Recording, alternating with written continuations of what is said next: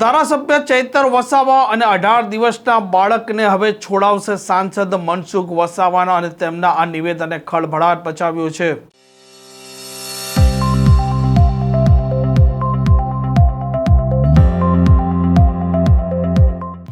નમસ્કાર, આપ જોઈ રહ્યા છો હોટલાઇન ન્યૂઝ અને હું છું આપની સાથે તોફિક ગાંચી। વર્ષ 2023માં વનકર્મી છે તેને માર મારવો, ડરાવવા માટે હવામાં ફાયરિંગ કરવું અને આ ખેડૂત જેણે આ વન વિભાગની જમીનમાં ખેતી કરી હતી અને તેની ખેતીને નુકસાન કર્યું તો વન વિભાગના કર્મચારીએ તેમના પાસેથી 60,000 રૂપિયાની ખંડણી ચૈતર વસાવાના માણસોએ લીધી હતી, આવો આરોપ લાગ્યો હતો। આ મામલે ગુનો પણ જે તે સમયે દાખલ થયો હતો અને આ મામલે નર્મદાની સેશન કોર્ટ ધારાસભ્ય ચૈતર વસાવા સહિત 9 લોકો છે તેમને 7 વર્ષની સજા ફટકારે છે, જેમાં 18 દિવસનું બાળક છે। આ નાની બાળકી ને બહેનો જે અંદર છે, ચૈતરના મિસિસને પણ ને જે બહેનો છે બધાને વોટ મુક્ત કરે એ રીતના ત્યાં કહેવાનું તો કહીશ મેં ત્યાં, પણ એ રીતના થાય જે એની જે કાયદાકીય રીતના જ્યાં અમને વાત પહોંચાડવાની હોય ત્યાં માનવતાની દ્રષ્ટિએ વાત પહોંચાડવાની રીતના પહોંચાડાય। આવા આંદોલનો કરી, સત્યાગ્રહ કરી, જે મોટા ગાળો દેવાની સરકારને ને કોર્ટને ગાળો દેવાની એનાથી એમને ન્યાય થોડો મોટું તો એમનો વધારે નમળો પડે। એ પેલો જજ વિચારતો હોય તે બી ના વિચારે। તો આ એમને પણ મારી અપીલ છે, અહીંયા ડેડિયાપાડામાં અહીંયા શક્તિ પ્રદર્શન કરવા હોય, શક્તિ પ્રદર્શન કે અમને કોઈ ફરક નથી, નુકસાન તમને છે ને એમને બી કોઈ નુકસાન નથી, નુકસાન ચૈતન્યને નુકસાન છે ને જે અંદર જેલમાં છે એમને નુકસાન છે, એમના પરિવારજનોને નુકસાન છે, નથી ઈશુદાન ગઢવીને નુકસાન, એ નથી ગોપાલ ઇટાલિયાને કે કેજરીવાલને કે નથી નિરંજન કે એમની ટીમને, એમને બધાને એવું કે ચૈતર જેલમાં જ રહે તો આપણે બધો મજા આવે એના નામ પર રાજનીતિ કરવામાં। આ ઉદ્દેશ છે, બીજું કઈ નહીં। ખરેખર લાગણી હોય તો આવું ના થાય, આવું તો ઇતિહાસમાં ના થાય। દેખો કેટલાક દિલ્હીના કેટલાક મારા સુપ્રીમ કોર્ટના જે વકીલો છે એમને પણ પૂછ્યું છે કે ભાઈ આમાં નાની બાળકી માટે શું થઈ શકે। આપણે એવું નથી ચિંતા, મને ચિંતા છે, એક માનવતા છે, ભાઈ નાનું બાળકી સાથે કે મેં પૂછ્યું છે, મારા મિત્રો છે સુપ્રીમ કોર્ટની અંદર કે આનું શું થઈ શકે અને જે વાત કરવાની તે વાત એ પણ વાત ના થાય માં એટલે એવું થાય કે મનસુખભાઈ ક્યોરમાં નથી। એવું હું તો કહું આ નાની બાળકીને ભગવાનને પ્રાર્થના કરું કે જલ્દીમાં જલ્દી આ નાની બાળકી જેલમાંથી બહાર નીકળી એની મા સાથે હું તો બધી જ બહેનો નીકળી જાય। ગુનો થઈ જાય કરીને આ બિચારા નિર્દોષ લોકો સજા ભોગવી રહ્યા છે। આ વાત બધાએ આપણા બધા લોકોએ જે જ્યાં કહેવાની છે ત્યાં બેસીને પણ વાત કરો, સોશિયલ મીડિયામાં પણ વાત કરો, સોશિયલ મીડિયા થોડું જોઈને મુકાય, સોશિયલ મીડિયામાં થોડું જોઈને મુકાય, પણ બહુ કાયદા કાનૂનને થોડું ધ્યાનમાં રાખીને અથવા મૂકતા પહેલાં કોઈ જાણકાર માણસ હોય એને બતાવીને મૂકવાનું, બાકી બીજું કોઈ તકલીફ નથી। પણ સાચી વાત આપણે કહેવી જોઈએ કે આ ચૈતર વસાવા કે નાની બાળકી સાથે જે જન્મમાં પહેલાં બેનને જવું પડે એમાં પાર્ટીનો કોઈ રોલ નથી કે સરકારનો કોઈ રોલ નથી કે આપણા લોકોનો કોઈ રોલ નથી। આ તો એક સ્ટેટમાં ભાજપ સરકાર ત્યાંના લોકો ભાજપના નેતાઓ નામ નથી લેતા, આ તો ખબર નહીં, બધી પહેલાં તો મારું નામ લેતા હતા, એને લેતા નહીં। પણ નિરંજને કીધું, સ્ટેટમેન્ટ આપ્યું કે મનસુખ વસાવા કોર્ટમાં જાય અને જામીન લે, આ તો એનો જવાબ છે। હવે અમારી મદદ અમારી રીતના કરી, તું જાણે તું તારી પાર્ટીના લોકો છે ને, તું જામીન થાય ભાઈ, અમે જ્યાં મદદ જ્યાં કહેવાનું છે જેને કહેવાનું છે તેને કહીશું। બાળકીની ચિંતા અમને છે ને હજુ બી કહીશ, બાળકી માટે તું જ્યાં પણ કહેવા જેવું તો કહીશ। નાની બાળકી એની મા, બાકીની ચૈતરભાઈના ધર્મપત્ની એને પણ જેલમાંથી મુક્તિ મળે, કારણ કે ગુનો ચૈતર કરે એટલે પેલા બેનને સજા થઈ રહી છે। એમાં જે ફરિયાદી જે જંગલ ખાતાના જે બિરદારને ફોરેસ્ટના તે આદિવાસીઓ છે। આ વસ્તુ ખાસ કહેવાની, જેની સાથે ઘટના ઘટી ચૈતરભાઈની સાથે બધા જ આદિવાસી છે। સંજય હતા એ આદિવાસી જ છે। પેલા કંપનીમાં માથાકૂટ થઈને પેલો બંને વચ્ચે પેલા માર પેલો બી લાભ મારે પેલો બી લાભ, તે આદિવાસી છે। આદિવાસી તમે એ સ્ટેટમેન્ટ બોલનારા લોકો વિચાર કરો, તમે કયા વિષયની વાત કરો છો? ગરીબ આદિવાસી ભોગ બને ચૈતર તો સુખી સંપન્ન માણસ છે. તમે એની ચિંતા કરો છો કે પેલા નાના માણસોની ચિંતા કરો છો? તો આ જે વાત લોકો સુધી આપણે વાત પહોંચાડવાની છે, તો ટૂંકા સમયની અંદર પણ આપ ખૂબ તાત્કાલિક પહોંચી ગયા, આવી ગયા અને દલીલો કરવી જોઈએ. એ રીતના દલીલો કરવી, પણ કોઈ એની ચિંતા જ નથી કરી. હું તો ખુદ ચૈતરભાઈની સાથે જોડાયેલા લોકોએ ચિંતા નથી કરી. અને બીજું ઈસુદાન ગઢવી હોય કે ગોપાલ ઇટાલિયા હોય કે કેજરીવાલ, એ લોકોએ ચિંતા નથી કરી. ચૈતરભાઈ પોતાના ધારાસભ્યની સામે આટલા પ્રકારના ગંભીર ગુનાની એફઆઈઆર થયેલી છે અને કોર્ટમાં કેસ ચાલે છે, તો કોર્ટમાં શું સ્થિતિ છે એમને જાણવું જોઈએ કે ના જાણવું જોઈએ? કોર્ટમાં આવા કેસ ચાલે છે ને કોર્ટનો અને કઈ રીતના જે તારીખો પડી એમાં કઈ રીતના દલીલ, એમનો વકીલ શું દલીલ કરે, સરકારી વકીલ શું સરકાર તરફી શું દલીલ, એ જોવું જોઈએ કે ના જોવું જોઈએ? સમીક્ષા બધા આ વિદ્વાન માણસો છે, મોટા મોટા કઈ અમારા ભાઈ આવા વકીલો ગોપાલ ઇટાલિયા તો જાણી ગયું આપણે એના જેટલું વિશ્વની અંદર કોઈ મોટો વકીલ જ ના હોય એવી દલીલ. તે વખતે ક્યાં ઊંઘી ગયો હતો? આ કોર્ટમાં કેસ ચાલતા ત્યારે વિદ્વાન ગોપાલ ઇટાલિયા એ ક્યાં ઊંઘી ગયો હતો?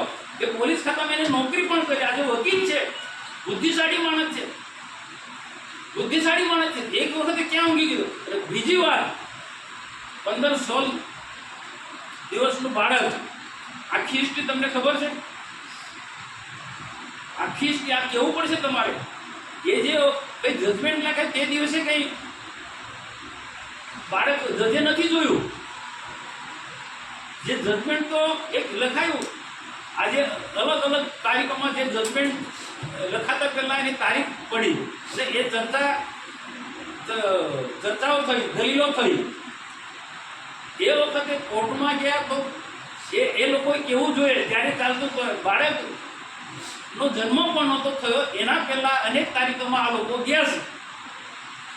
આજે બાળકનો જન્મ પણ નથી થયો એના પહેલા આ કોર્ટ જે તારીખોમાં જતા હતા, એ વખતે એમના વકીલ કે એમના માણસો એવું નથી કીધું કે આ બેન પ્રેગ્નન્ટ છે. આ તો બાળક જન્મ થયો અને જજમેન્ટ લખાયા પછી આ રીતના ખબર પડી. તો પછી જજે આજના નિર્ણય કર્યો કે બાળક જન્મ તો થઈ ગયો, હવે સજા તો એને માને થઈ છે ચૈતરભાઈની સાથે. તો બાળકને શું? તો નાના બાળકને કે બાળક થોડું રખાય, અલગ થોડું રખાય. જજે એવું કીધું કે બાળકની સાથે માની સાથે બાળક પણ રહે, એના ઉછેર માટે ત્યાં બધી જ પ્રકારની સુવિધા થાય. એટલે આ જે પ્રકારની જે ઘટના ઘટી છે એના જવાબદાર જ આમ આદમી પાર્ટીના નેતાઓ છે. હું તો ત્યાં સુધી કહું છું કે આ લોકોને આટલી ખબર ના હોય? ખબર તો હોય જ ને કે એમના ધારાસભ્યની સામે આ પ્રકાર ના ગુના છે ને એ ગુનાને તારીખો પર તારીખો ચાલ્યા કરે, અલગ અલગ ગુના કોર્ટ મેટર છે, કોર્ટોમાં તારીખો, તો એમના નેતાઓને ખબર ના હોય? માન લો કે ચૈતરભાઈ ટેન્શનમાં, એને ના ખબર માની શકે છે, પણ એના જે વિદ્વાન ગોપાલ ઇટાલિયા જેવા લોકો, ઈસુદાન ગઢવી જેવા લોકો, કેજરીવાલ જેવા લોકો, એ તો પોતે ખુદ જેલમાં ગયો છે એટલે એને અનુભવ હોય ને કે કઈ બાબતમાં કાળજી રાખવાનું. તો ચૈતરભાઈ વસાવાની તારીખો પર તારીખો ચાલતી તે વખતે આ વિદ્વાન લોકોએ કેમ ના કાળજી રાખી? એમને કેમ ખબર નથી પડી? જજમેન્ટ આવ્યા પછી ઊંચાથી બધી ધમધડાકાની વાતો કરે છે. જજમેન્ટ થતાં પહેલાં કેમ ધ્યાન નથી આવ્યું?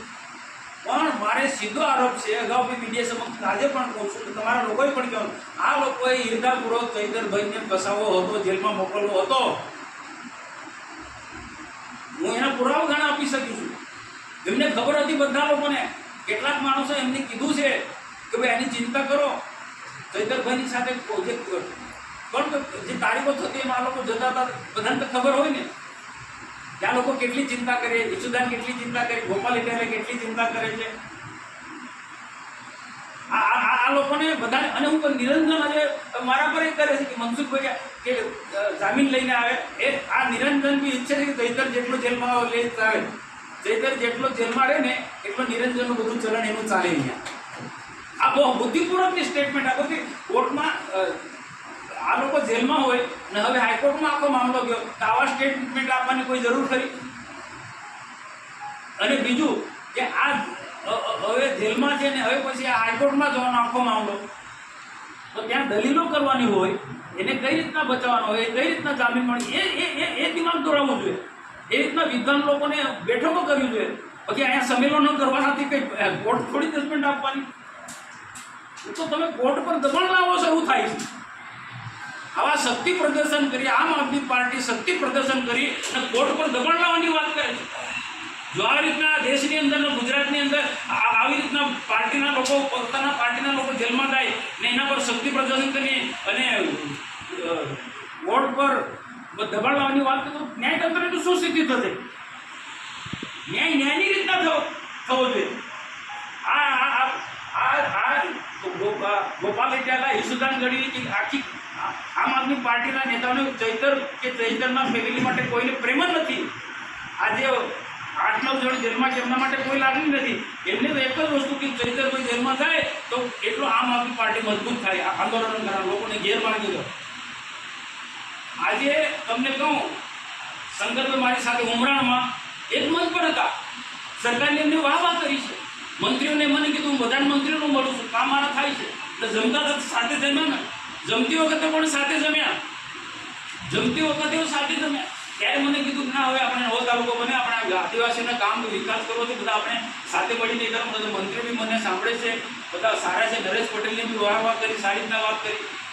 તો આ છે ને, આ ઘણા સમયથી આ એનું જે માઇન્ડ મતલબ ભાજપમાં આવવાનો હતો કે નથી આવવાનો એ મને ખબર નથી, પણ એને ચોક્કસ એનો વ્યવહાર બદલ્યો હતો. એ આમ આદમી પાર્ટીના નેતાઓને પસંદ નહોતું, એ આ લોકોને પસંદ નહોતું, એટલે એની જગ્યાએ જેલમાં ધકેલી દીધું ને કાળજી નહીં રાખી. આ એક પહેલો ઘટના.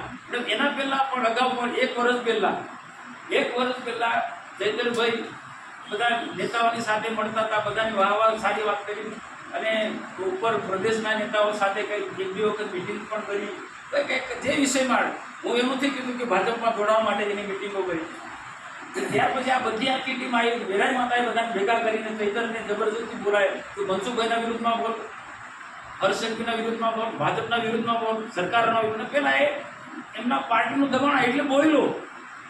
એ વખતે પણ એમનું લાગ્યું કે આ ભાજપમાં જતો રહે છે એટલે ભાજપ વિરુદ્ધનું બોલાય, સરકાર વિરુદ્ધનું બોલાયું. એટલે ચૈતરને આ લોકો હાથો બનાવે છે. ચૈતરને આ લોકો આમ આદમી પાર્ટીના લોકો હાથો બનાવે છે. એનું કેરિયર ખતમ જો કર્યું હોય એટલે કરવા માંગતા હોય તો આમ આદમી પાર્ટીના નેતાઓ ચૈતરને જેલમાં મોકલી દેવાનો અને બહાર પછી કાગળ દિનના એમને કરવાના, રેલીઓ કરવાનો, આ કરવાનો. તો સોશિયલ મીડિયામાં તો બધે કેવા લાગે, ચૈતર માટે બહુ લાગે. ચૈતર માટે તમને લાગણી હતી, ચૈતરના ફેમિલી માટે લાગણી હતી, તો કાનૂની દ્રષ્ટિએ તમારું લડવું હતું ને. કોઈ આંદોલન કરવાથી કે શક્તિ પ્રદર્શન. આ પ્રકારના સમાચાર માટે હોટલાઇન ન્યૂઝ ચેનલને લાઇક, શેર અને સબસ્ક્રાઇબ કરવાનું ભૂલતા નહીં. નમસ્કાર. આવા પ્રકારના વિડીયો તમને જોવા ગમતા હોય તો હોટલાઇન ન્યૂઝ ચેનલને લાઇક, શેર અને સબસ્ક્રાઇબ કરો.